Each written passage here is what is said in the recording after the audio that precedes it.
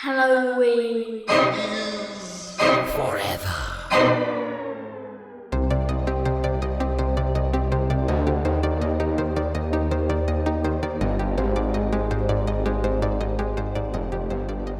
Nobody can type, nobody can read. Everybody's functionally illiterate. Illiteracy is like contagious somehow, which is awesome. I don't know how we did that. I like that. I like that a lot. I can't read no more. Bring back. I can't read no more. Bring back illiteracy.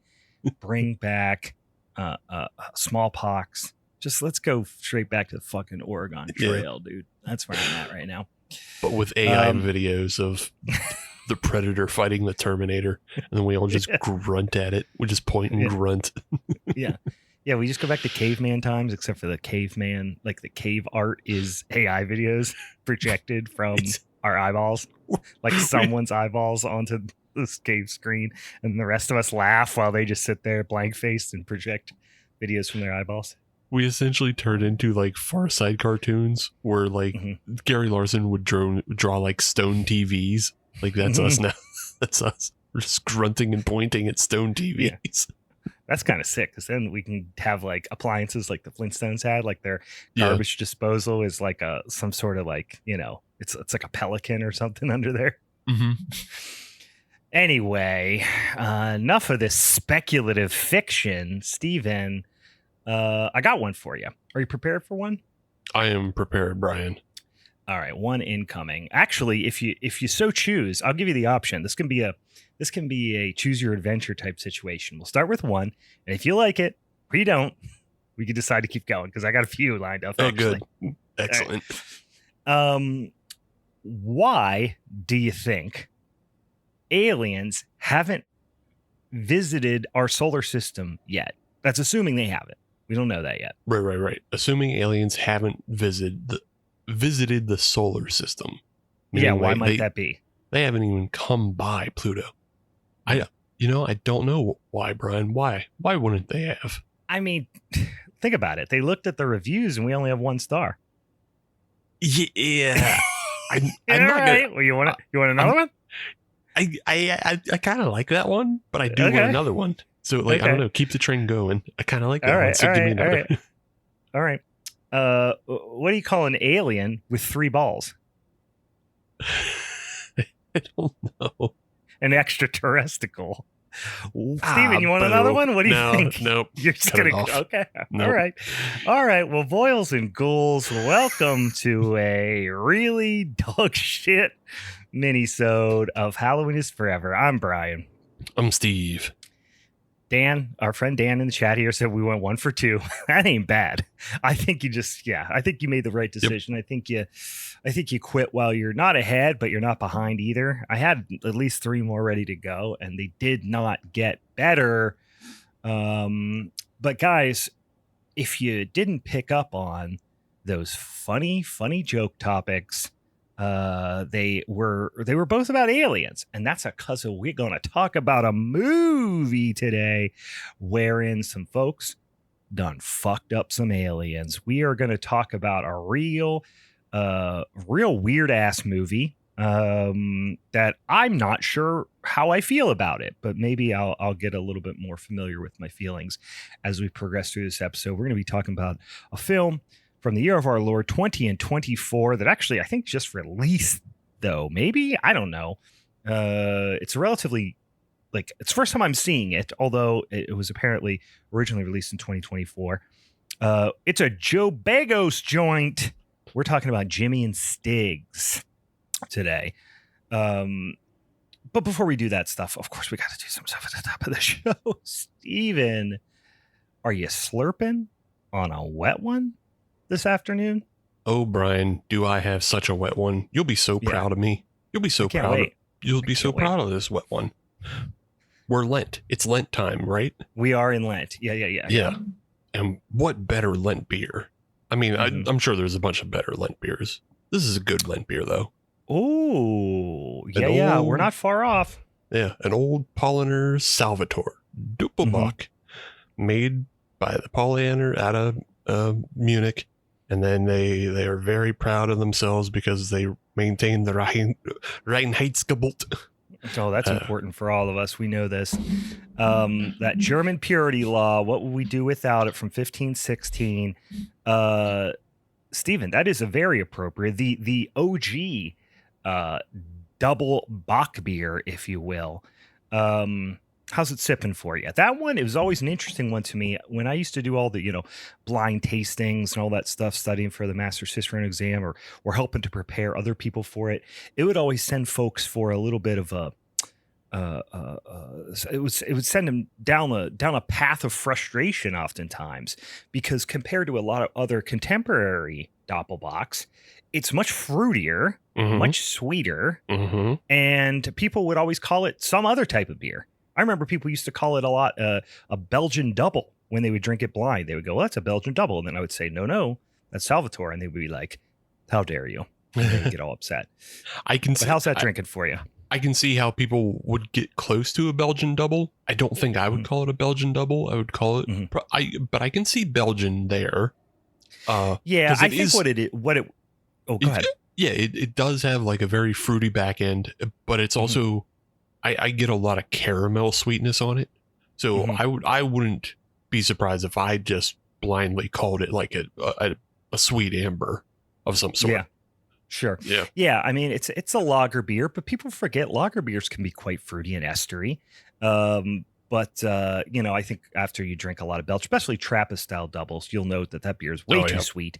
Not nearly as carbonated. And then, obviously there's no phenolic characters involved that you would get from a Belgian beer. But I remember people just getting thrown for a loop when I would give them that beer. They'd call it a wee heavy. They'd call it a Belgian double. They'd call it everything under the sun but a Doppelbock. I am not far off from you. I am drinking a Doppelbock as well, but it's of the wheat variety. Of Eisenbach, to be exact. Yeah, the Erdinger Pinkatus. It's essentially a big old Bock beer, but in this instance, it is a wheat Bock beer, bottle conditioned, dark wheat Bock beer from Erdinger. And I have not had this beer in many, many years. Let me re-familiarize myself with it. First of all, a lot darker than I remember. Yeah, that is really dark. That's darker than mine. Yeah, it's got a lot more of those, like, it's definitely drier than your beer. It's got a lot more, doughy kind of roundness, but it's also a lot more, like, chocolatey, toasted bread crust rather than all that, like, cherry candy, super caramelized Munich malt stuff you got going on over there in your beer. So, but we're drinking cousin beers over here. But I'm drinking mine, just to add to the confusion, out of a Monk's Cafe glass, out of, like, a Belgian tumbler. Just to keep you bitches on your toes. Nobody gives a fuck about beer styles, guys, but just know that we are drinking seasonally appropriate beers. And we're going to talk about perhaps a seasonally appropriate movie, although I would suggest that Alien Abduction is a 12-month-a-year tradition. Yes. But so, Brian, we got a couple more things. Yeah, go ahead. Yeah, we do have a couple more things. And so, Brian, in years past, long ago, yes. Sure. we used to not just do beers, we also used to do snacks on this show. Oh, I remember. Yeah, we used to do a lot of spicy snacks a lot. Yeah, we used to hurt our butts a lot. And we used to do sweets. But what goes really good with Doppelbock beers, especially during the season? I would say self-flagellation. First and foremost. Correct. But besides that, I like a good salty, dry cheese, for some nice contrast. If you were to give me something else salty, like a nice pretzel, I'd enjoy that a lot. If you were to give me... How about something fried? Fried. Of course. It's fish fry season. Yeah, I mean, it's fish fry season, but like anything fried goes well. Sure. Yeah. So what if I said... I had a fried snack, but not fried. I don't know what you have, but you're giggling like it's stupid. Well, yes, I'm giggling like it is stupid because it is stupid because, of course, if I'm going to be drinking... Camps. No. Okay. Brother, we're going down a hole of madness because there's no way I'm just going to drink a Ryan Heights Cabot beer. Yeah. and not bring something awful to the table. Sure. And so I present to you. Oh, I see KFC on there. Oh no, KFC. Colonel, what's that say? Colonel's favorite jelly beans. Jesus Christ, where do you get a thing like that? Dollar General for $1. That's, you may have, did you feel something hit you in the back of the head as you were walking out? Because that might have been your change. It wasn't just something hit me in the back of the head. Something hit me in the nose. And it's literally the fact that I can smell these through the bag unopened. Like, I'm imagining jelly beans, but of course, instead, it's just powdered chicken flavor that you would get in like a ramen packet or something. I think it has to be. Like, I am baffled at the fact, one, that it smells through the bag. I think they might actually like be spraying the bags as they leave the assembly line, spraying it with KFC flavor. Yeah.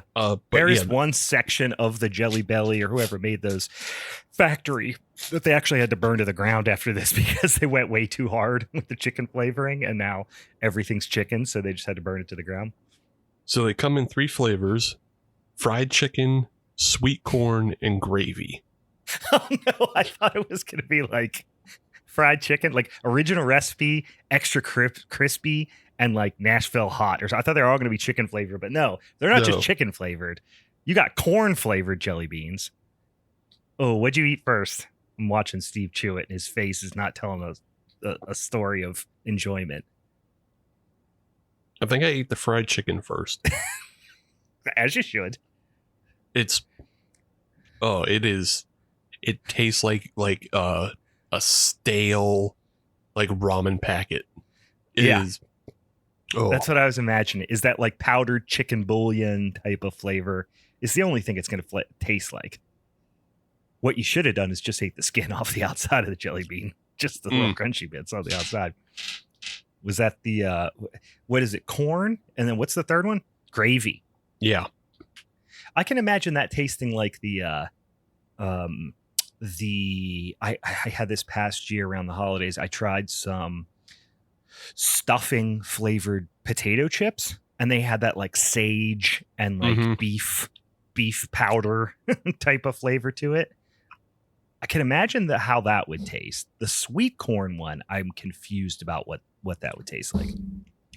They all don't taste like much. Like, yeah, they probably just all taste like the overwhelming chicken aroma.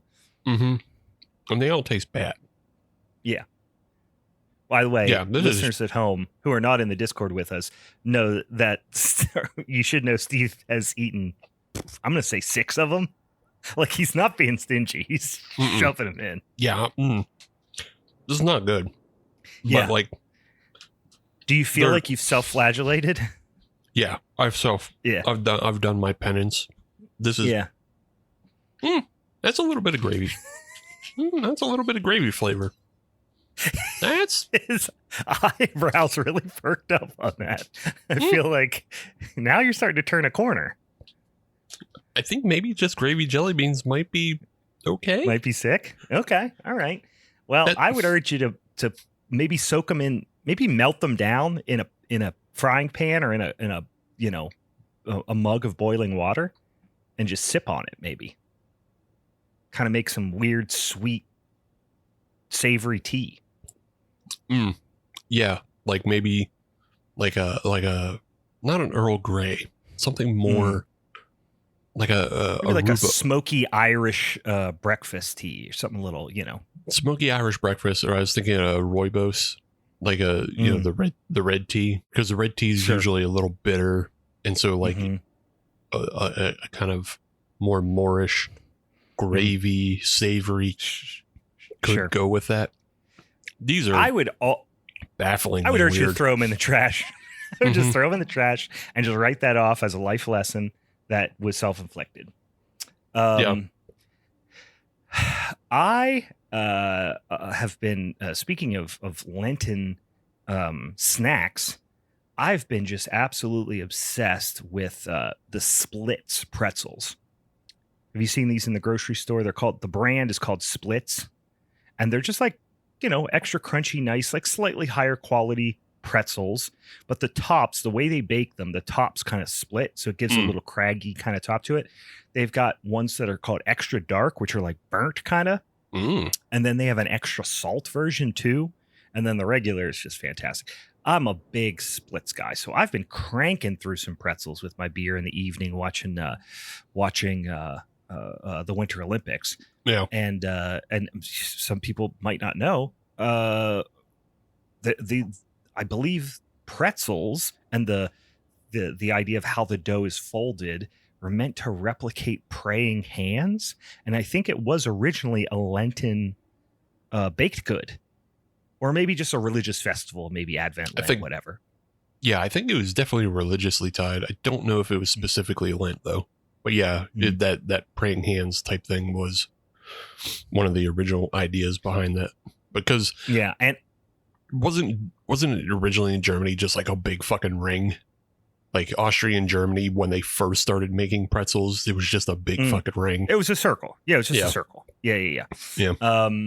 And you know what? I would like to remind everyone that I eat my pretzels in mockery of God, and I do use his name in vain the entire time I'm eating them.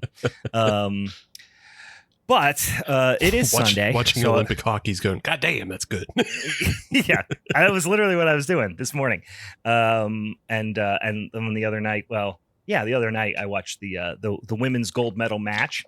And then this morning I watched I got up early, watched the men's gold medal. That was a damn barn burner of a game. I was emotionally drained by the end of that game, but a lot of fun.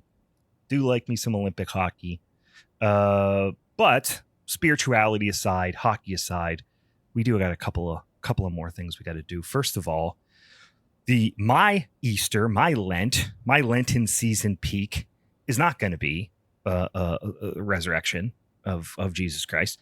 Mine is going to be Larry FessFest. His face is still struggling from this jellybeans, by the way. I just fucking burped, and it was so vile. It was so fucking vile in the back of my throat. His face was like somebody punched him in the gut. Ew. Yeah, the return of my personal Lord and Savior, Larry Fessenden, guys.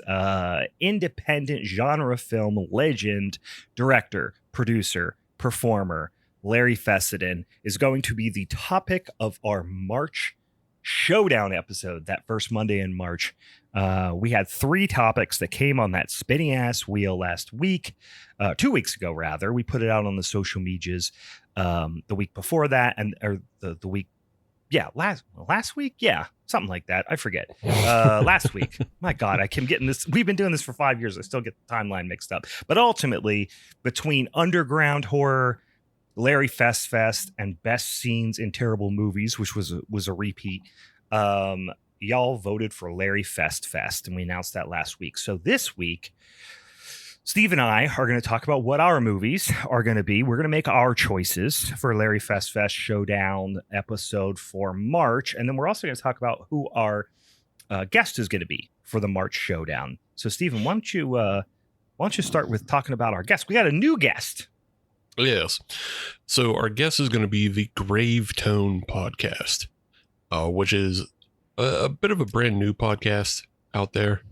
I like to just kind of reach out to new people as they're getting started. And they do a lot of the similar things that we do. They do kind of, roulette podcasting, and they do not full on Tubi roulette like we do, but they do roulettes, and they do reviews, and they, post up a lot of things. So you can check them out on like Blue Sky at Gravetone Pod. But yeah, we'll be having the hosts of that show on. Do they slurp on wet ones, Stephen?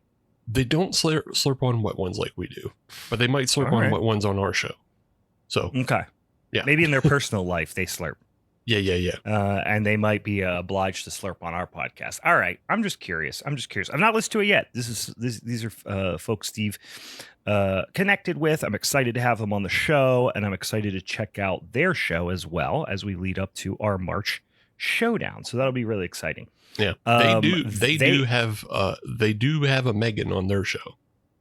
Okay, but their Megan is their Megan has an A and an H, in her name. So it's different from our Meg, but they had a Meg. I wonder if that she's a blog hag. We'll have to figure that out. We'll ask. We can ask. Yeah, we'll figure that out. Maybe we'll have some sort of Meg themed battle royale, and we'll bring them back. All right. We don't have their pick yet, but Steven, you and I are going to pick. And I believe, well, I already kind of teased mine, right? Yeah. You teased yours, but I don't know if you landed on the one you teased. I did not. I changed. Oh, I changed what I teased. So interesting. I mean, are you sticking with what you have? I think so. I'm going to talk about this movie mainly because I really have wanted to talk about it for a long time. And I will say Larry Fessenden prominently featured, but not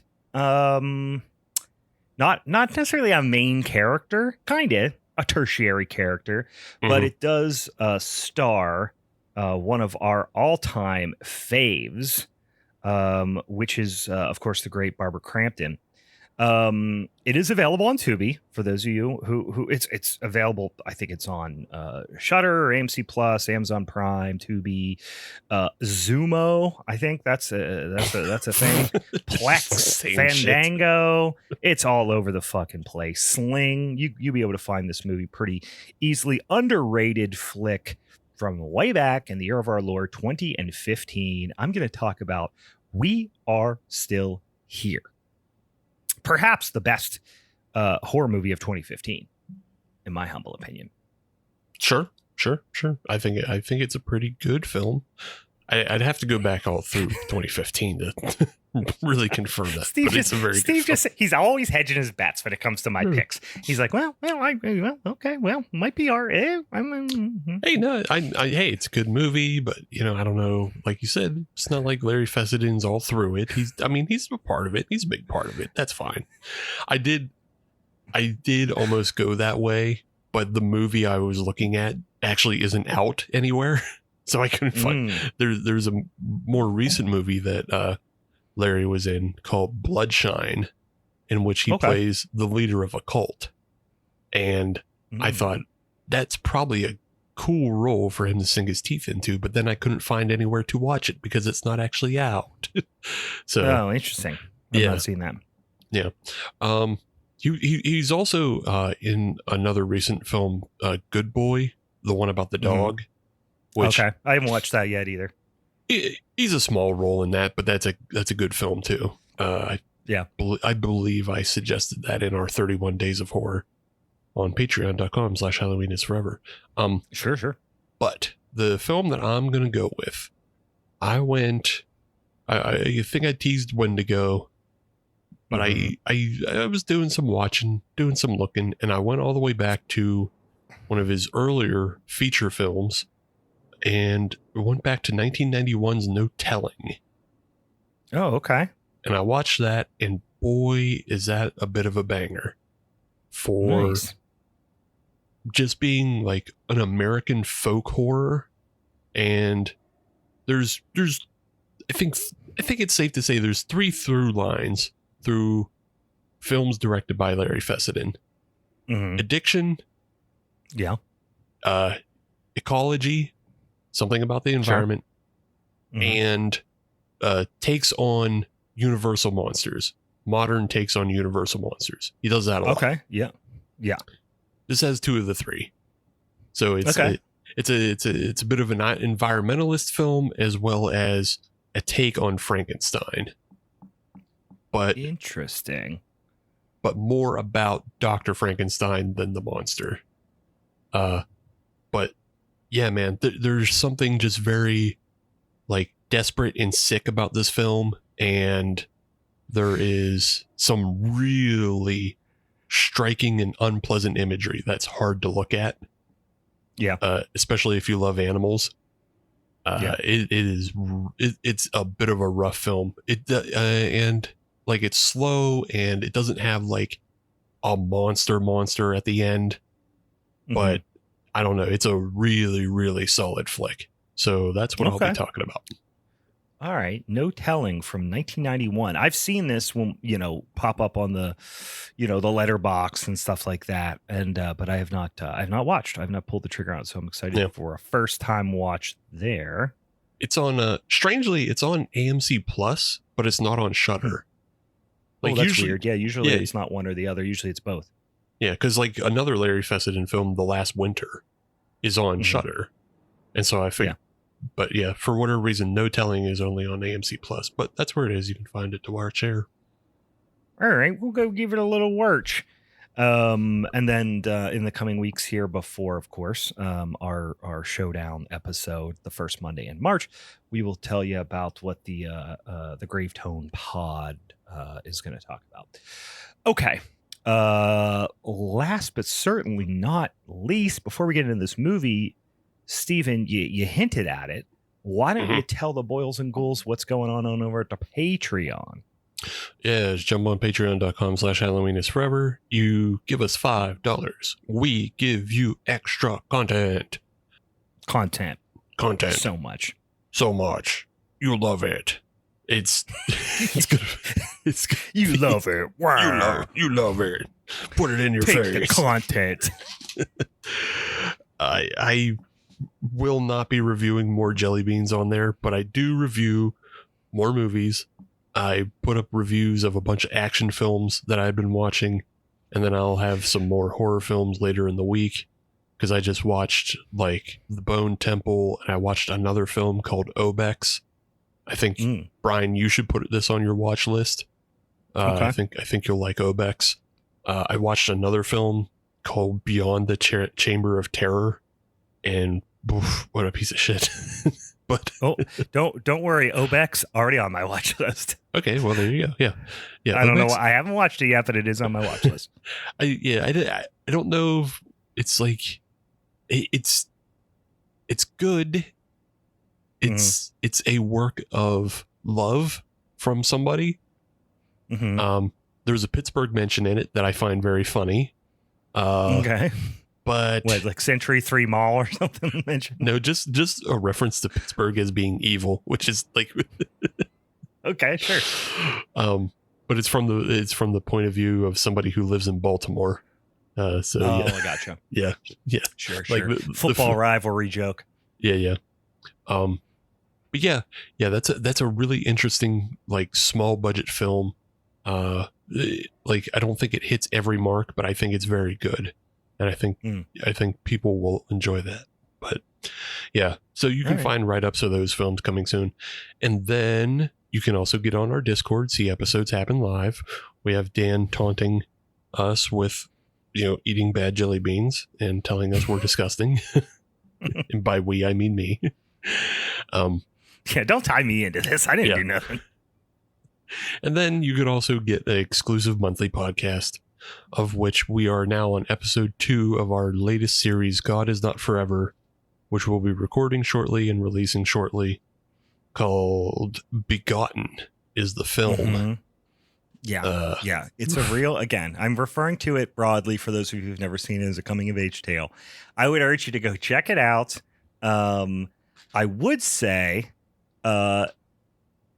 maybe do a J. Smoke a doob before you watch it. Get 1, it'll make it go a little faster. 2, you get maximum scared because it is really disturbing and not fun. That's definitely a get high, get scared movie. I think today's film, Jimmy and Stiggs, is a get high, get scared movie. Sure. It's a little more fun, perhaps. Yeah. Certainly cosmic in nature and all those things. But I do remember the first time I saw Begotten. It was one of those things where I was, laying. I don't know if I was in bed or whatever, but I was laying there on the couch or in bed one night, just stoned to the bejeebus, getting ready or kind of fading in and out of consciousness, just watching dumb YouTube videos. And I was going down one of those rabbit holes of just like fucking insane, films that are like unwatchable, insane films. And somebody in like a comment section mentioned this and they're like, it's on YouTube, go watch it. I'm like, oh, okay. So I sat there and watched this movie in its entirety, like stoned to the bejesus in bed, and was just like, what did I just do to my brain just now? Like, and that's what you're going to feel when you watch this movie. But it may ultimately lead us down a path that will be helpful in our ultimate, journey, our ultimate end goal, or at least mine, which is, of course, to kill God. So that's what we're going to do on this here Patreon exclusive podcast series. And then, of course, you can go back and listen to the last 10 episodes each, where we talk about all kinds of nonsense that is kind of horror adjacent, right? I mean, I say that, but then we watched all the Fast and the Furious movies, right? That's not even horror adjacent, but it was some of the most horrific watching experiences I've ever had. And then, of course, we talked about shitty nonsense Christian right-wing propaganda horror movies. Then we talked about 90s, kind of forgotten 90s comedies that have horror ties to them. So you got a whole backlog of stuff to listen to, tons of episodes, tons of hours of content. And you little slutty fucks love that content. You love to slurp down that content. All right. Give us your $5 dues. Patreon.com/Halloween is forever. Okay. Anything else before we discuss a movie that barely has a story? No, we got nothing else. We can jump right into this. I don't know how much we can talk about this because, look, I didn't know. I think we only vaguely mentioned this film when we talked about Christmas Bloody Christmas. Like, I think this film was in production when Christmas Bloody Christmas came out. Yeah. And it was mentioned it was going to be an alien film and shot on 16 millimeter. And that's kind of all I needed to know, but that's all I knew. Yeah. Joe Begos is a director that we have a lot of fun with. I wouldn't put him up with, one of my favorite filmmakers, but I appreciate his passion and his kind of unwieldiness when he makes films. And I mean zero disrespect when I say this, because for those of you who know my taste know that I probably more than most enjoy Rob Zombie films. He gives me Rob Zombie vibes, not just because he kind of looks like a young Rob Zombie a little bit, but because he, without the dreads, like not white zombie era, without the dreads and all that, but he just kind of a little bit looks like him in terms of he has long hair and a long beard. But he is very unwieldy in his vision. He doesn't really give a fuck if you like what he's making. He's kind of making it for himself. And he has a great visual eye, right? I personally, Christmas Bloody Christmas, just came out a few years ago, has become one of my favorite annual Christmas horror watches. Big, Christmas vibes. I love a damn robot killer Santa Claus. I really love that movie. Bliss, I remember really enjoying. That was one of the first. I don't know if it was a Shudder exclusive, but it was one of the first movies I remember watching that I watched exclusively because it was on Shudder. Okay. Which was kind of a unique take on the vampire mythos. We talked, I think we did a whole episode on VFW too, did we not? No, we've only talked about it in passing because I do that all the time. I think we did a whole episode, but we just mentioned it for 5 seconds. Usually, for any new audience listeners, if Brian has that memory, he actually probably sat and talked with his brother or cousin about that movie for an hour and thought he did a podcast.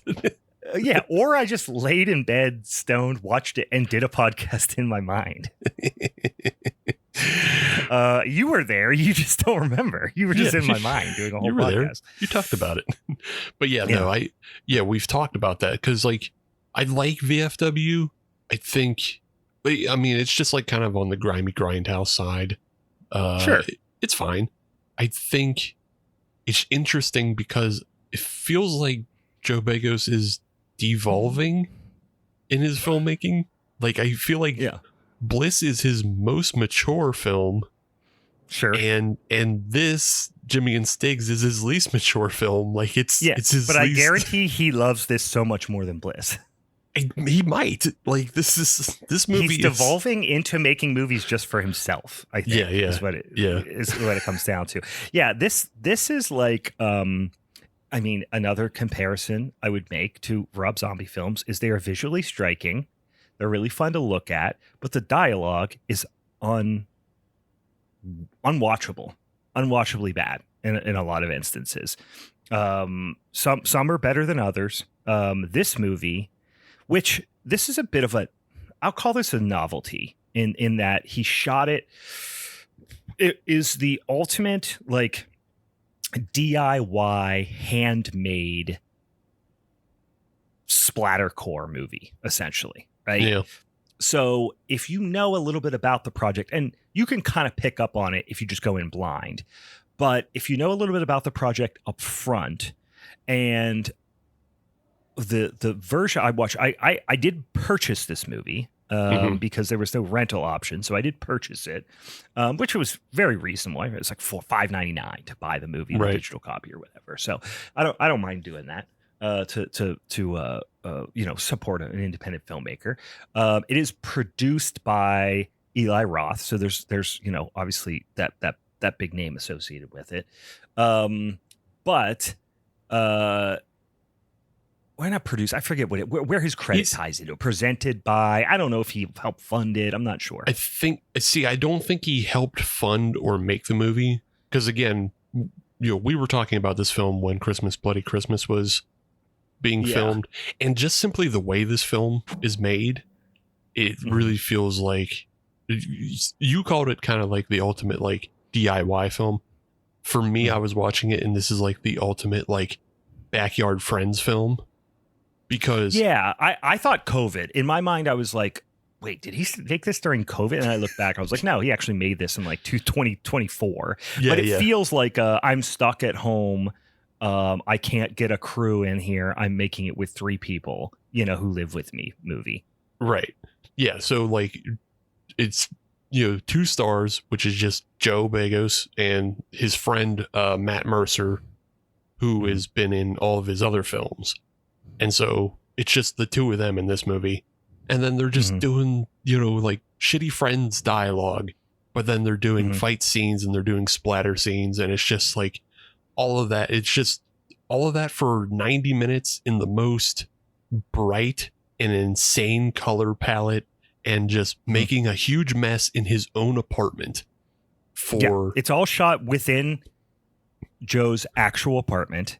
Yeah. And if you, I got off topic, but I bought the film, on, I forget what I bought it. Maybe it was Amazon Prime. Prime. But whenever I bought, there's a little like 5 or 10 minute interview sequence after the credits with Eli Roth and Joe Begos, and he's giving Eli Roth a tour of the set, aka his actual apartment, like a year after they shot it, and it's still like all the paint's on the wall, like his bathroom's still fucked. Like he just lives on he lived and continues to live on the set of this movie, which is actually kind of fun.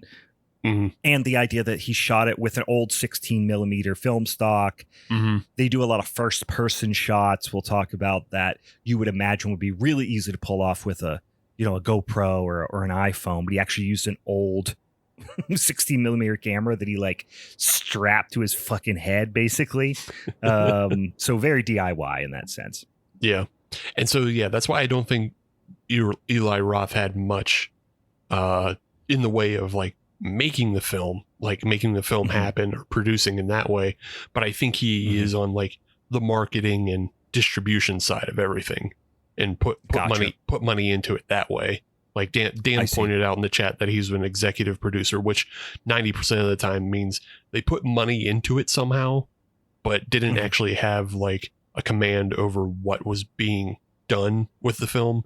And also when you watch that featurette, he doesn't seem to know how the film was made. Like he's asking Joe all these questions about like the chainsaw and the blood on the walls, and then he's just like surprised. He's like, "Oh wow, that's crazy you did it that way." So like but then at the beginning of the film, Eli Roth also tacks on 2 trailers, and they both are shot by him, and one is very funny and very good, but I also think it's a fake trailer. And then one is very dumb and tiresome and is actually becoming a new movie. And then you can I hate that one of them is becoming a new movie. you can guess. I'm sure, Brian, you can guess which so one we don't like. Yeah. The Piano Killer, which I think isn't the Piano Killer like an idea that he had or teased a while ago or something, and now he like did a full trailer of it, but it's really genuinely funny and interesting looking. And I love that he's doing like the 70s grindhouse trailer voice too. He's like talking like this really low into this microphone. The Piano Killer is it's basically like a stranger calls back, voice. But it's really, really entertaining, really fun. And then there's another one with Snoop Dogg called "Don't Go in the House" or "Don't Go in That House, Bitch." I don't know. It's not funny. It's just so cringy. And let me be clear, I'm fucking done with Snoop Dogg. I'm done. I'm done with him. I'm so fucking over Snoop Dogg. Anything that Snoop Dogg touches turns to shit. I'm done. He has lost his charm so much because he just, I don't know. It's just like injecting himself into everything. And like these two trailers have reminded me that like Eli Roth is like, there are two wolves inside of Eli Roth, and one of them is a very funny, like student of horror who like that Piano Killer trailer is so funny and so on point, and everything so is specific. Yeah, so specific. It's everything Alice, is Sweet Alice, but with a piano. Yeah. And like every line the narrator speaks is a pun. He's like, "You'll be in trouble." That's so fucking funny. It's great. It's very funny. And then there's Eli Roth, the really annoying fucking douchebag. And that is the Eli Roth that made Borderlands. And that is the Eli Roth that is making this trailer with Snoop Dogg. Like he's doing, like he wants to be, I don't know, pop culture in some way. And it's just like, hey, it's me and Snoop Dogg with our brand new movie. Don't go in that house, bitch. And it feels like something you would see advertised on MTV. It would be an MTV movie. It would be an MTV films back in like 2007. But like, it reeks of a sketch from 1999 SNL with Will Ferrell being like, I'm a white guy and I'm calling people bitch, and that's what makes it funny. You know what I mean? Like, it's just, man, it's so cringy. And here's what I think what it comes down to is like, you nailed it with Eli Roth, because you want to like him, but he's also such a douche. And like sometimes I'll hear an interview with him and I'll be like, this he's smart. He's genuinely loves genre films and exploitation films and all that stuff. But also he has bad ideas, and I feel like he doesn't have anybody around him to tell him it's a bad idea. Don't do it. Because he is at his heart a socially awkward dork that just happened to like be talented and pretty good looking, and he doesn't have enough people telling him to don't do that, sir. The other thing, I'm really not trying to like jump on Eli Roth too much, but the other thing Eli Roth doesn't have is he doesn't have because he's like, he's like best friends with Tarantino, and it's easy to say Roth is the horror version of Tarantino, but what Roth lacks is that kind of protectiveness about himself. Like Tarantino is very like, I'm not going to put out a movie unless I can do it exactly perfectly. And like he's canceled his 10th. He's got that Kubrick, like, like Kubrick type mentality. Yeah, Roth doesn't have that though. Roth will put out just what the fuck ever. He doesn't care about himself. He is Eli Roth. Again, I agree with you. I feel bad because I do like him and I like some of his movies. But he feels like he didn't get bullied enough as a kid. Maybe. You know what I mean? If he just had one good bully that like made him gave him enough cause for pause for when he saw, when Snoop Dogg's agent pitched him, "Don't go in that house, bitch," he would go, "I don't think people are going to like that, and they might like me less if I do that." Right. He just doesn't have that, unfortunately. Yeah. So yeah, these are the two trailers at the beginning, and it is such a stark contrast. The first one is so funny, it's so entertaining, and the second one is just cringy as fuck. Because it's just the same repeated. There is one thing where he rips somebody, a woman, who is, I guess she's I don't remember the context of the scene, but there's a stripper who does actually tear her own labia off and lay it on a guy's face. Yeah. Like, so you get what you're getting. That's what you're getting. Yeah. Like the whole trailer is basically the same joke over and over again of someone approaching this evil house and then getting sucked into the house. And then there's this second little subsection of this guy who's already in the house, and he finds a stripper in the house, and then she literally rips all her skin off, including her labia. And that feels like just an Eli Roth idea he had nowhere else to put. He's like, I want to film this fucked up thing, but I have nowhere else to put it. I'm just going to put it into this trailer, and then, we can ship it out that way. But yeah, it's otherwise it is just like interminable, and then ends on a brand new Snoop Dogg song.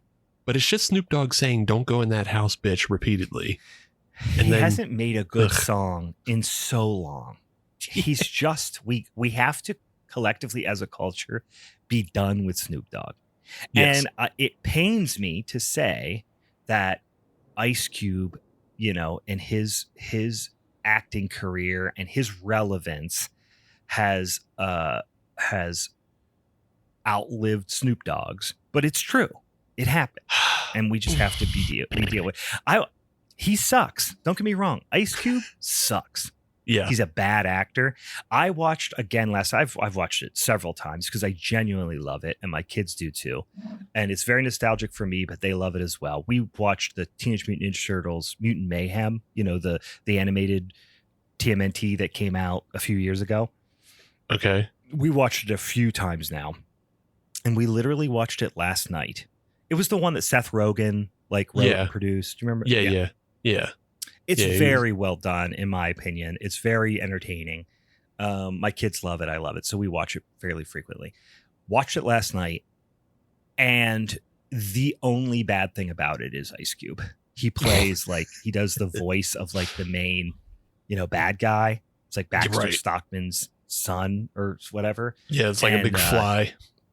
He is such a bad choice for this. He does such a bad job.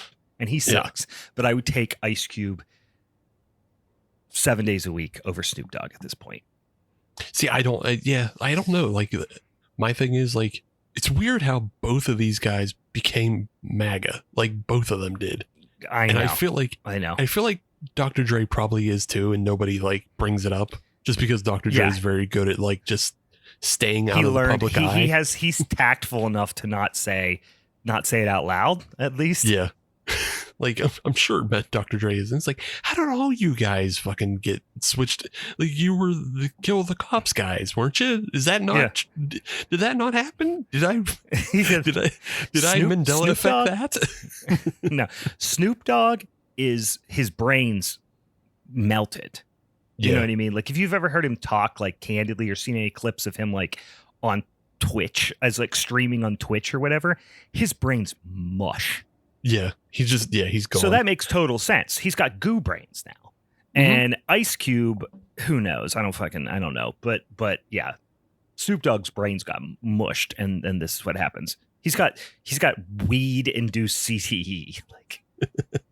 I'll say the one thing I appreciate more about Ice Cube is that Ice Cube's son, O'Shea Jackson, is actually a really good actor. I like him. And I like him in the Den of Thieves series. So, and he was great as Ice Cube in the Straight Outta Compton movie. So, sure, that's okay. Yeah. I'll tip it in that space to Ice Cube. Ice Cube has a great son. Great. I mean, Snoop Dogg is a Steelers fan, I guess, so he's got one thing going for him. That's about it. All right, let's get back to this movie, Jimmy and Stiggs, about the characters of Jimmy and Stiggs. I thought this was very funny. I was trying to come up with a good, AKA for this movie. Mm-hmm. And I was like, Rob Zombie does, what? You know what I mean? Brain Dad, like whatever it is, right? But then I eventually landed on Grey's Anatomy, and I thought that was very funny. God. Because it's about cutting up grays, you know what I mean? Loyal. Yep. Anyway, I'm there. I'm with you. Although they are purple, but okay. I know, but they're gray style aliens. Anyway, we get started off with the titular Jimmy in a lot of first person here. So Jimmy's mad about losing a gig, whatever. He's a filmmaker, and his agent calls him up and says it's not going to happen, whatever. And also, we learn that he's estranged from his pal and filmmaking, I don't know, partner, Stiggs. And Jimmy's pissed, so Jimmy just starts getting ripped. And that's one of the core tenets of this film, getting ripped. Chugging whiskey, chugging scotch, by the way, which is a funny thing to chug. Yeah. Like, of all the things that you would chug, I think chugging scotch is, I'm going to say it, little performative.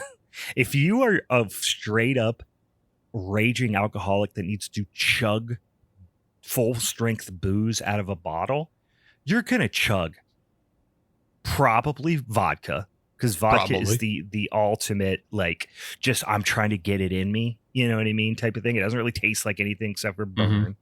Maybe bourbon but chugging scotch is a little performative. You're trying to prove something to somebody by chugging scotch. So you're also probably scotch. Yeah. You're also probably chugging like low grade scotch. Like, I think, what do they call it? Red tag or some shit like that. So like, if you're going to be a chugging guy, you should probably like be chugging Wild Turkey 101. That's because you get the high gas in you. Bang for your buck. Yep. Yeah. But yeah. Joe Begos plays Jimmy. He plays also Joe Begos. I just feel like he's playing a more extreme version of himself. Yeah. For sure. So he's obviously no makeup or anything. He's just dressed as Joe Begos going to the grocery store, right? Right. He's in Joe Begos' apartment. He's undoubtedly chugging Joe Begos' fake scotch, and and then everything else they do is crush up pills, snort them, do coke. They just do all the drugs, right? Except for needle drugs. I was waiting for the needle drugs. They don't get to the needle drugs, but it's just like crushing up pills, snorting painkillers, doing coke, chugging scotch, smoking weed, doing all the drugs. He's an aggressive guy. He's mad. He's frustrated. He's estranged from his pal. That's basically where we're at. Also, he is Joe Begos in the sense that he loves like exploitation, horror, and like softcore porn, basically. Like, he loves exploitation films. So on his wall, and he says this in the interview afterwards, all the art, like, that's just, he undoubtedly has a Cannibal Holocaust, movie poster framed in his living room. That's just a thing that Joe Begos has, right? He sits down, gets ripped, and watches like weird softcore porn. Like, that's definitely something he does. So he's just being himself, right? Also, everything, now this is something that I would assume is not part of his daily life, which is everything in this movie is black, under a black light. Just every light bulb is a black light bulb, and everything in the place is glowing. And as we get, as we jump into it and we start fighting little gray, or whatever they are, blue little men, everything about them, their blood, all of the fluids, everything that comes out of everybody glows under the black light. Yeah. And that is the other core tenet of this movie. Black light, day glow black light. I, in my notes, because there's one more thing Joe Begos loves. And apparently it's the the 2009 album by ISIS, Wavering Radiant. Okay. Because he, in Christmas Bloody Christmas, there's a scene where like they go to that bar and they put on the jukebox, and it's like Yep. ISIS it was like, they're not really together anymore, particularly because of the name, but they are listening to the song Ghost Key, and then in this movie, it's like the first thing that's on while he's like getting high and out on the balcony. And this is why I love Joe Begos movies, because I immediately recognize the music, because I love ISIS as well. But I was like, oh fuck, he's got ISIS back in this, and it's I think the song is like called 20 minutes 40 years, and it's like just you know, in the background I was like, oh man, yeah, he's playing ISIS again. It's like, hell yes. But it's just fucking just doom, sludge, you know, stoner metal. And so he loves it's very that. Droning over So my note was, Joe Begos loves listening to ISIS and living in a Spencer's Gifts. It's you nailed it. It's got big Spencer's Gifts vibes. All of his posters to me that aren't like a movie I recognize might as well be the blacklight poster with like the ICP like logo on it that you always saw up at Spencer's Gifts. Like, it's just when I just when I just pan my eyes across the scene, I just see ICP. I'm sorry, that's just what I see. You just see the Great Milenko album cover. Yeah, right. And I was looking, I don't think I saw it, but I was looking for like a poster with a bunch of mushrooms on it with faces. Like there was always like, you know, just like monster mushrooms, because it's like, yeah, man, oh no. And I know, we're getting scary high. So yeah, you brought up how they don't do any needle drugs. They don't also do, aside from weed, they don't really do any psychedelics either. Like they don't drop acid or take any mushrooms, because I think it's all stimulant for the most part. Like they're trying to keep pain down and attention up, so they're not trying to bend their mind while they fight the aliens. So it is a thought. It's a little bit of thought behind the drugs they're doing.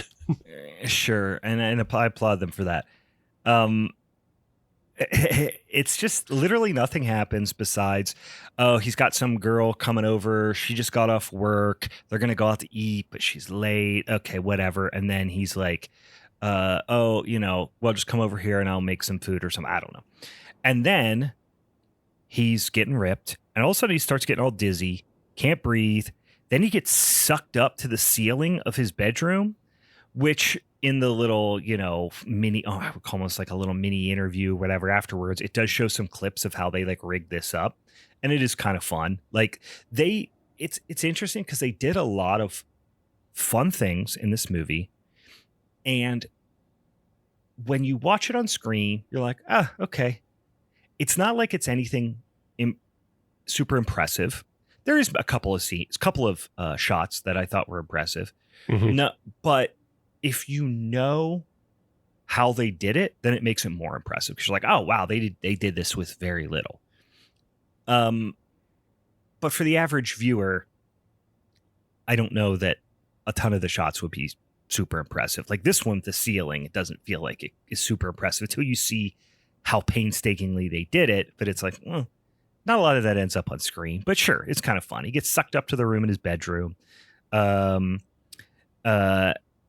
And then he just gets dropped on the floor, you know, he kind of passes out, wakes up in the morning, and he's got all the answering all the messages on his phone from the girl that was coming over to see him. And she's pissed because she couldn't get in. She was locked out. You know, he lost like 12 hours. And you do get the line from her, say goodbye to these big juicy tits, which is a good line. Anti-pussy. Yeah. The people in this movie, all of them, which is, there's only really 4, and one of them's just a voice. They're all fucking scumbags, right? Yeah, it's all low living scumbags. This voice of the woman that is cussing him out is Riley Dandy, the lead from Christmas, Bloody Christmas. Okay. So, okay. Yeah.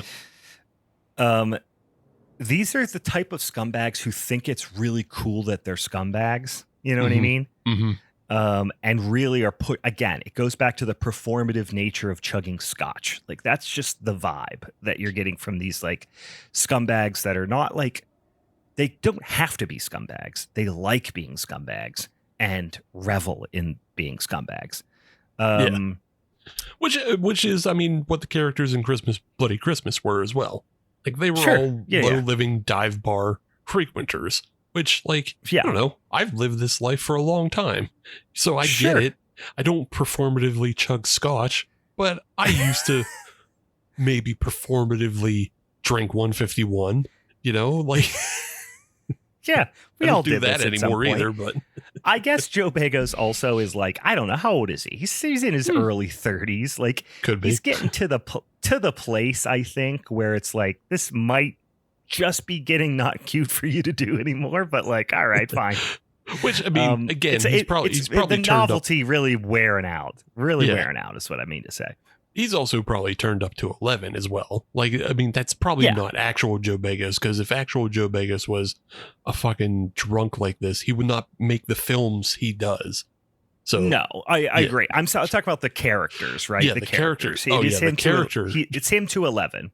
Yeah, the character though is to that point where it isn't fun anymore, because that's basically the crux of the conflict that isn't the aliens.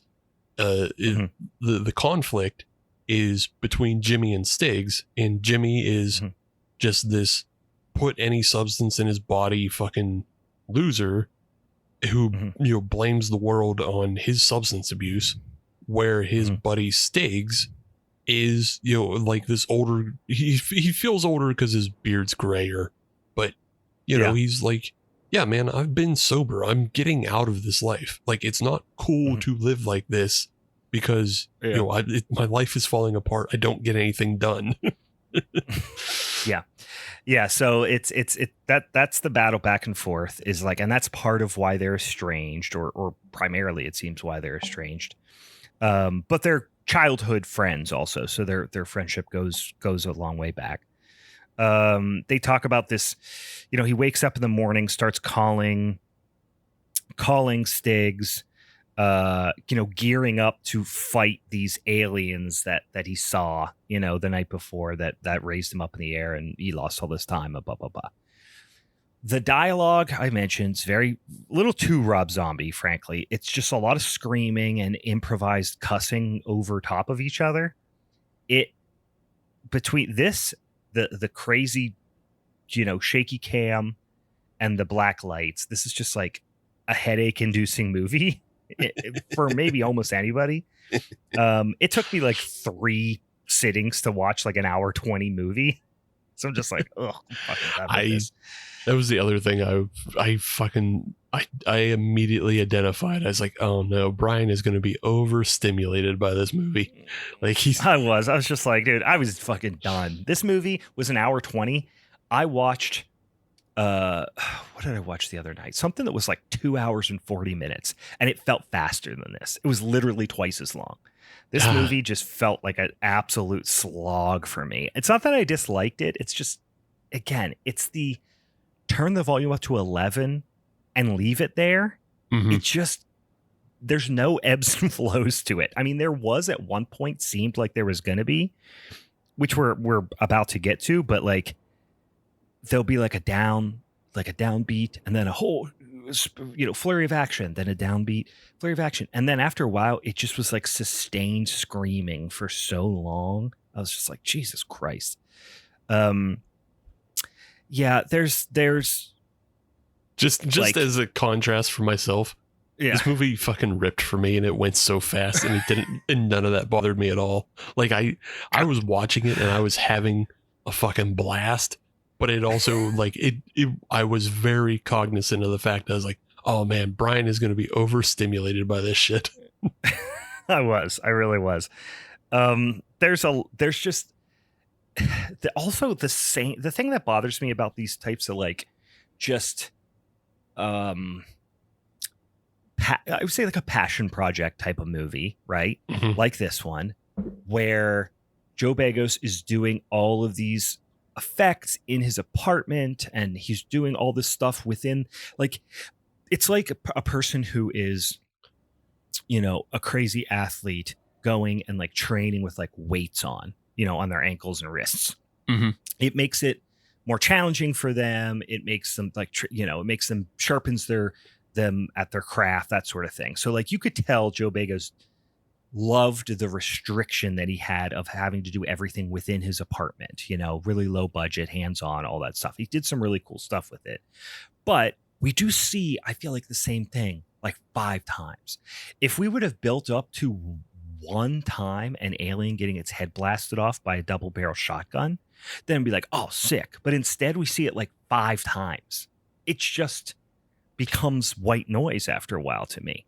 Yeah. My alternative to that is that this movie doesn't have downtime really, because everything is turned up to 11. There's no, like, there are so many films that have this economy of, we have a few set pieces and then a lot of it is just, that movie I mentioned at the top of the show, Beyond the Chamber of Terror, has it is trying to be a horror comedy, but it has these impenetrably long scenes of dialogue and trying to make jokes that waste your time and are simply eating up minutes on the counter before they get to the next thing, because it has to land within 90 minutes or whatever is what they decided. Sure. Joe Begos has a bunch of fucking screaming and yelling and drug doing, and then they fucking blow up an alien 5 times in the same way, and then they cut off alien parts and they smash one with a hammer, and yes, it is a repeated action, and it is just seeing the same kind of blood and gore and splatter over and over again. But like, yeah, man, he's at least having fun. He's spending his money where he wants to spend it. He didn't spend it on location or actors or anything else. He's spending it on hooking up a 16 millimeter camera to, an alien head, and then he cuts the alien's arm off, and then you're in alien bleed out vision where he's spraying fucking blood from an alien arm onto himself. Like, that was such a crazy. That's fun. Yeah. That was good. We didn't get there yet. That was definitely the highlight of the movie. It made me feel like he had that last final scene in mind. He wanted to shoot that, and then he built an entire other movie around it. Yeah, because that was the moneymaker scene, right? That he wanted to do at the end. Yeah. But it's a moneymaker scene. He did some cool stuff before that. Yeah, I totally agree. I think the thing that killed me, like that wore me out, more than just I'm calling out the cool shotgun blast and stuff. Like, that stuff's cool. I like that. But I think it's the 10 minutes of the 2 main characters screaming improvised fucks at each other, threatening to fight each other, punching each other, then their jaw hurts, so they scream about that, and then they do drugs about it, and then they scream some more, and then they fight some more. Like, that build up to the 2 friends physically fighting each other, maybe, or like punching each other and all that. Like, that could have been a build up to one emotional climax, but instead they do it 15 times. Like, it's just exhausting and takes all of the emotional stakes out of the movie. Like, you do not care who lives and dies in this movie at all. No. You don't care about it. This is just fun craziness to look at, and that's fine. Not all movies have to be, this big emotionally charged thing, but I personally would have liked it if it had a script, a more like instead of just like bridges to different practical effects. But sure. Yeah. I like it. I respect it, but that's why I was like kind of over it halfway through. This is a great, we say this sometimes like almost in a derogatory sense, of films that are great to put on in the backgrounds of parties because like, you know, the story and whatever, you just, who cares? Or they're like messy or like, you know, foreign films that don't make a lot of sense, but the visuals are there. Like, I think this is, for me, obviously not for you, but I think for me, this film works either as just like a sit down and watch it film and have a fun time with it, a sit down and get high with it film, or this is definitely in the background of a party film because it's already Spencer's Gift party colored. So like you can put this on at any Halloween party and just let it run. And like, you know, passing through a living room with this on in the background and you see 3 aliens get exploded and you go, back on the way to the charcuterie. Yeah. I mean, this is just it's a matter of taste for sure. You know, but this is what was the band you talked about? ISIS. This is maybe the ISIS of movies. Like this is just, it's just not a band I'm going to listen to. It's not my cup of tea. Sure. You know, again, I'm going to get worn out by it.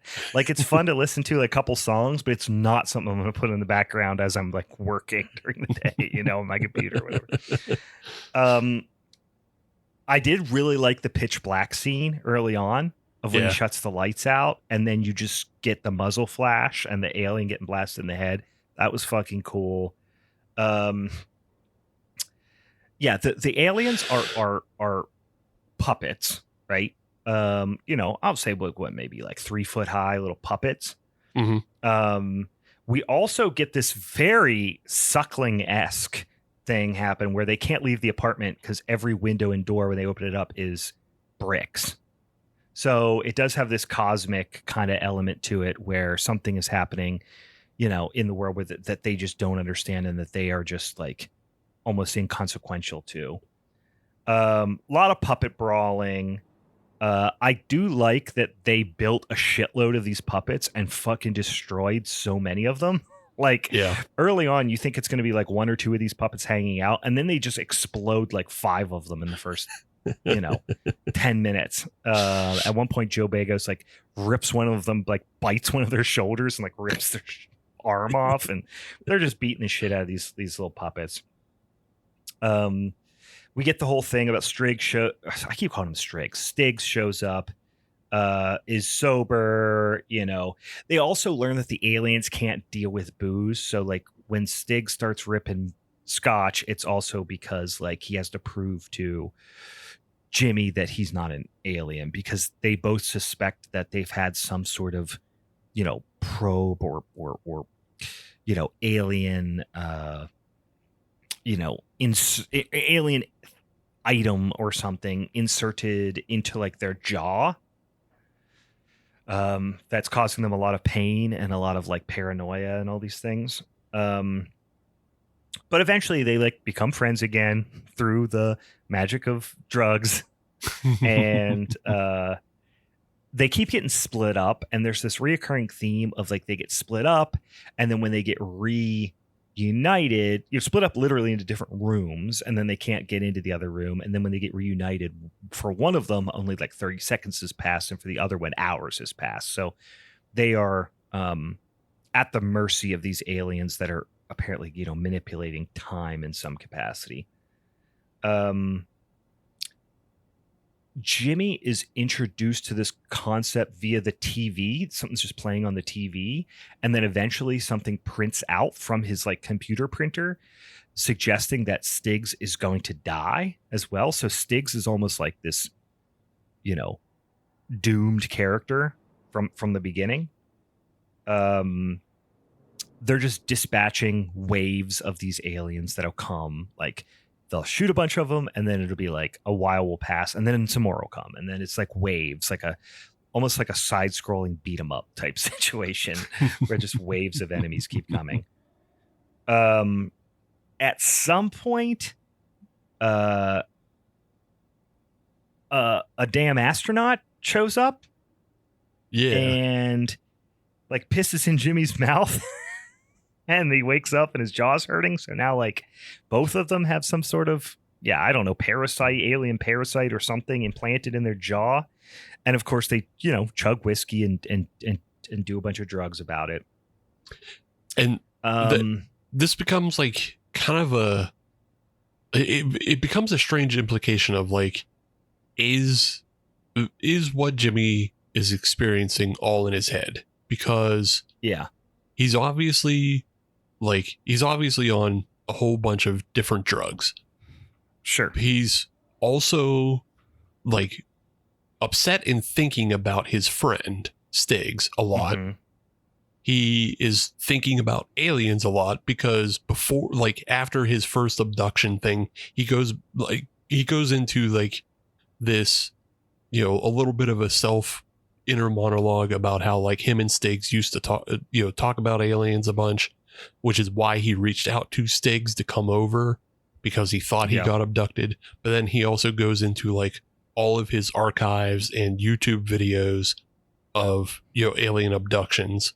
So like he has aliens on the brain, he has Stiggs on the brain, and then this astronaut shows up. And if you look, he has like a bunch of astronaut painting or posters around his house. So now is he just like manifesting things that he is, like very much attuned to? And then you can tie all the violence and, dismemberment to just all the horror stuff that's around his house.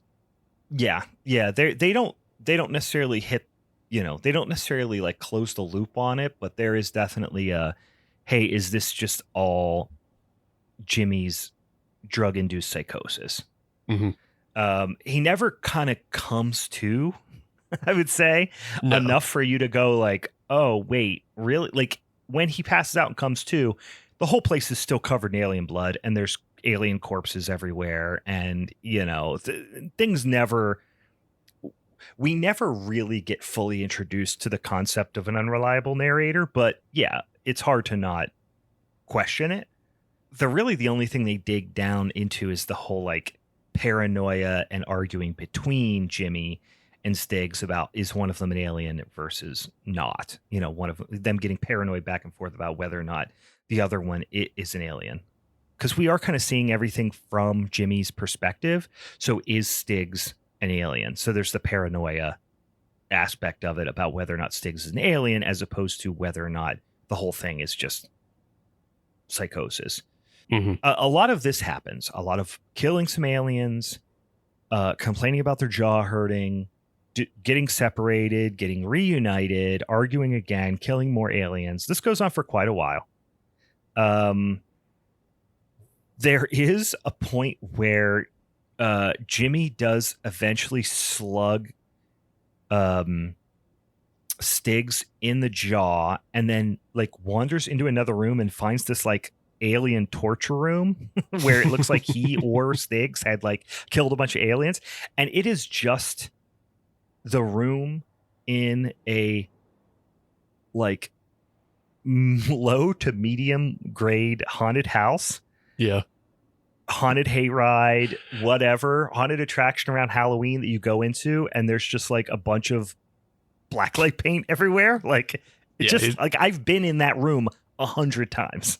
Yeah, it's like it's Scare House. It's 100 Acres Manor, and like it's the fact that it is just a bunch of alien bodies, which is what makes it funny, because it's that conceit for a more all ages attraction of like, it's not a bunch of people hanging, it's a bunch of aliens that we dissected because we're crazy scientists. Look, their arms are a little skinny and then they have giant heads. So they end up fighting each other with the body parts of the aliens. It's just two stupid morons cussing a bunch, being covered in blacklight paint, screaming, spitting it, putting it in their mouth, spitting it out, that sort of thing. I think they said they used like mostly like colored Elmer's glue for all this, because it's all very goopy.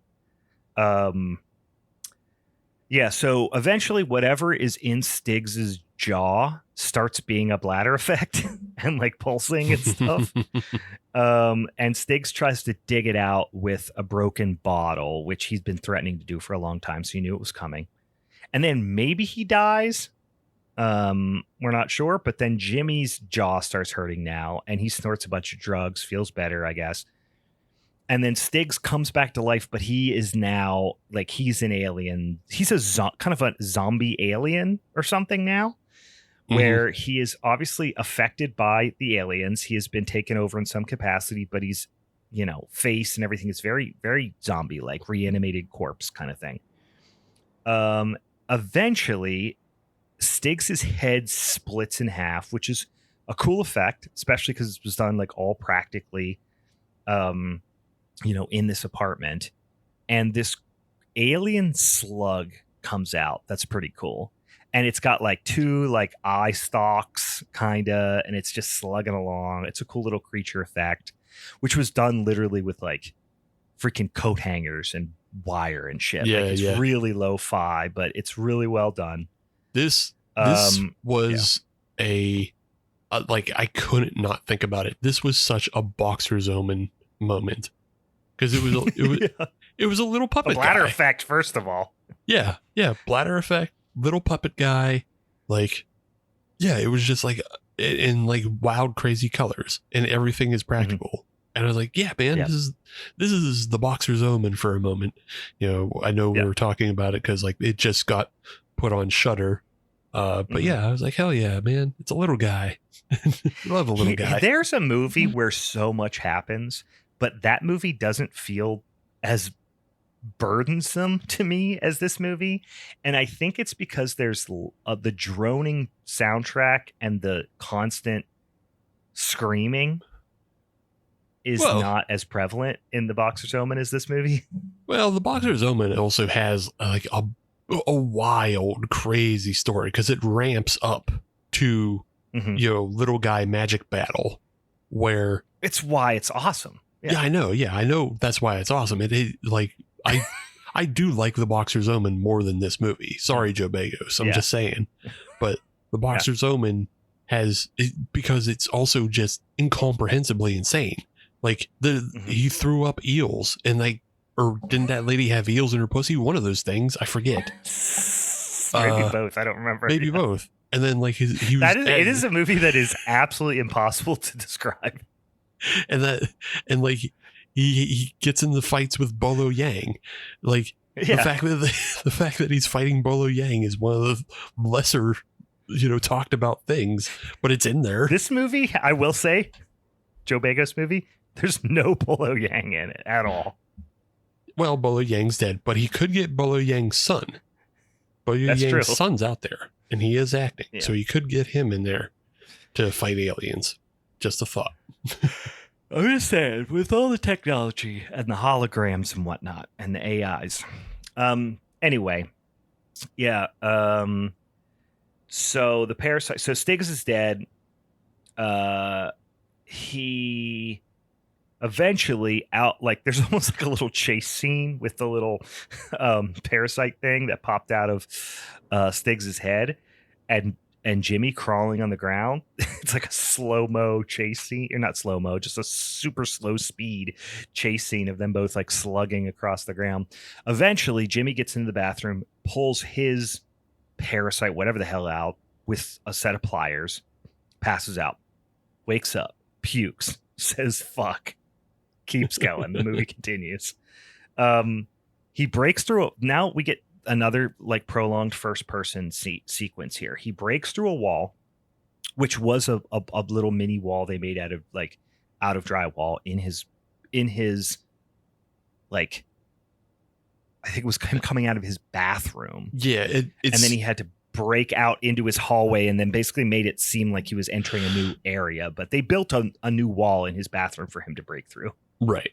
Yeah. I mean, they probably just took the door of the bathroom off the hinges and then, put up this other like kind of balsa wood wall. And then he busts through like the Kool-Aid Man into like a spaceship, which he has built into his apartment. But it's not just the spaceship. It's also the Super Mario Brothers 3 movie set because everything is covered in fungus. Yeah. Yeah, the like spider webby almost type of fungus.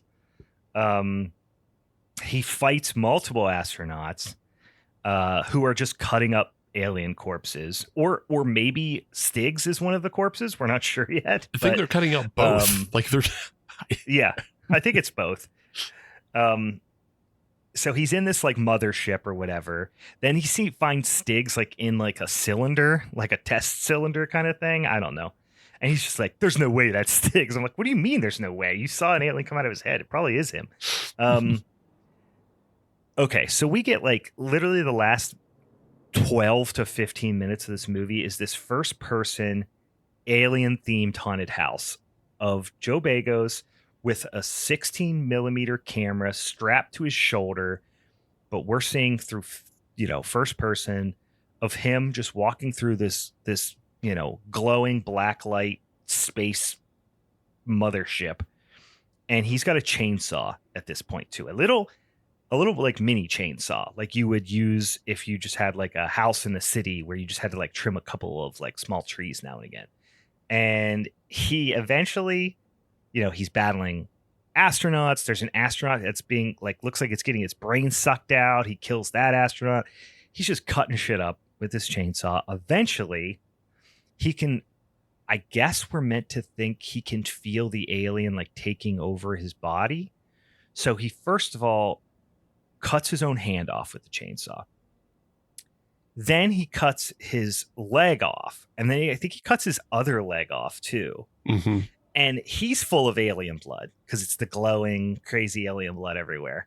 And the way they shot this is kind of crazy because, of course, the lower part of the body is a prosthetic and he's cutting it off. But his other, like the rest of his leg, his actual leg is just inches away from what he's cutting with the chainsaw, which is an insane thing to do, obviously. Yeah. And of course, he's not like he's standing or sitting in any type of steady environment. He's just sitting in a pile of, Elmer's glue, chainsawing something inches from his actual leg. It's just wild. And screaming and cussing and shit flying everywhere. Yeah. He's screaming, he's cussing. He has the camera rig attached to him again. And also he's got the camera rig on his shoulder too while he's doing all this. He is aiming the arm that he cut as it's spurting blood. He's aiming it at the chainsaw, like he's trying to hold the chainsaw, but he has no hand. So he's just spraying the chainsaw with blood as he cuts his leg, which is near his real leg because it's a real chainsaw. It's just the most out of control, grotesque thing. Yeah, it's completely over the top. And we haven't even got to like the money shot yet. The money shot here, the big shot, is he decides the only way he's going to do this is to cut his own head in half, to bisect his own head with a chainsaw. So that's what he does. He cuts his own head in half, and the way they shot it was pretty cool. The screen kind of splits as if he cut his head in half right between his eyes. And then you see the left and right like screen split and fall. And then we're hearing a countdown in the background about like, I don't know, some blast off or some shit's about to happen. There's no way of understanding actually what's happening in the background. But he cuts his own head in half, which is pretty cool. Yeah, I will say, and I'm really nitpicking here. I have to watch it again. But I believe the way he's holding the chainsaw, the chain would be turning in the wrong direction for it to actually sink into his head. You know what I mean? And that bothered me. As a person who does work with a chainsaw fairly frequently, cutting down trees and splitting wood and stuff, like if you thought about cutting something in that direction, unless you were coming up from underneath, it just would bounce off, basically. It would kind of skip. Yeah, you know what I mean? It should be skipping off his forehead. Yeah. But if you went the other direction, if he was to spin the chainsaw around, by which his arm wouldn't be able to go in that direction, his one remaining arm, he would have to hold it with his left hand, which is non-existent, and then use essentially his like thumb to hit the throttle, and then sink it into his forehead that way. But he's not. He just holds it upright. And the chain's going in the wrong direction, and it would, of course, skip off his forehead. So I am very much splitting hairs here, which is kind of fun. But I really was like, all right. I don't know. Something about that just rubbed me the wrong way. I do like that after the head splits though, like there's one eye looking off in one direction and the other eye is looking like down a hallway and there's just one of the little guys, aliens, just standing there. Like he's not moving or reacting or anything. He's just standing there. So it's just kind of like he just watched that happen and was like, holy fuck, dude, that's crazy. Yeah. I mean, I will say this is a first. I cannot think of a time, not just the shot, but I cannot think of a time in a movie where I remember somebody bisecting their own head with a chainsaw. Yeah, I don't like the end of, not on purpose, at least. Yeah, not on purpose, at least. Like the end of Murder Party is the only one that comes to mind, but that's Chris bisecting the face of I forget his name, but he's painted like the Warriors. Is it Danny? Yeah. I don't remember. Yeah, the kid who plays his Sony PSP the whole time. Yeah. But yeah, it's just because I think it's like the same kind of electric chainsaw that makes me think of that. And that's the end of the movie. I mean, the movie ends with Jimmy bisecting his head with a chainsaw in first person after cutting an arm and a leg off. So this is what we're getting here. We're getting insane, nihilistic chainsaw, murder, suicide, alien splatter core. Mm-hmm. That's what you got. Is it worth a watch? Sure, certainly.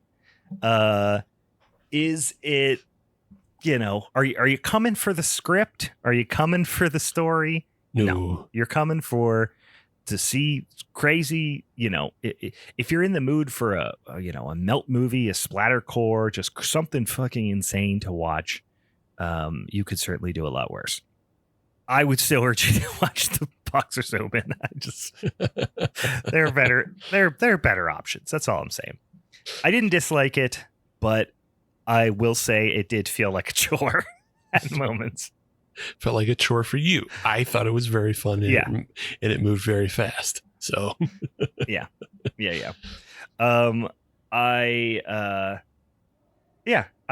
It's not my favorite Joe Begos movie. But it is 100% uncut, concentrated Joe Begos. That's what you're getting. Mm-hmm. So if that's what you like, if that sounds fun to you, check it out.